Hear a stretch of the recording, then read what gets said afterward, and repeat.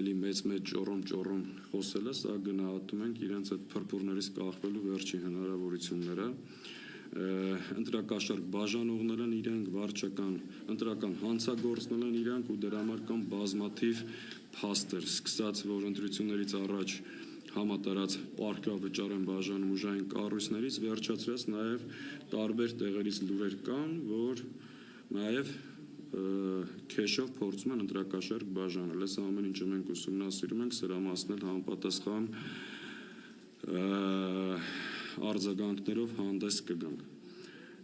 Հիմա ես խոսքը փոխանցեմ Արծվիկին Մինասյան, որոշ իրավական հարցերի մասին ասի, անցնենք,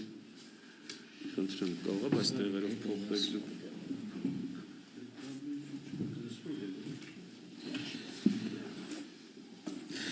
Հարգելի գործընկերներ, արդեն Իշխան Սաղաթելյան ներկայացրեց մի քանի ընդհանուր ուղղությունները, քվեարկելու իրավունքի խոչընդոտման բազմաթիվ դեպքեր, այդ թվում իրավապահ մարմինների կողմից, երբ որ թե բերման ենթարկելու, թե ապօրինի ձերբակալում իրականացնելու, մինչև այս պահն էլ բազմաթիվ անձինք, քաղաքացիներ գտնվում են իրավապահ մարմիններում, առանց նույնիսկ նրանց որևէ կոնկրետ իրավախախտման մեջ մեղադրանք ներկայացնելու։ Ոստիկանության անձնագրային բաժիններն են բազմաթիվ խոչընդոտներ ստեղծել, հատկապես այն քաղաքացիների համար, ովքեր Հայաստանի Հանրապետության քաղաքացի լինելով հանդերձ չունեն հաշվառման կոնկրետ հասցե եւ նրանց կամ չեն տրամադրում անհրաժեշտ տեղեկանքը, ձգձգում են կամ ուղղորդում են, որ գնան դատարաններ։ Այստեղ գալիս է նաև դատարանների գործողությունները կամ անգործությունը, երբ որ դատարանները պարզապես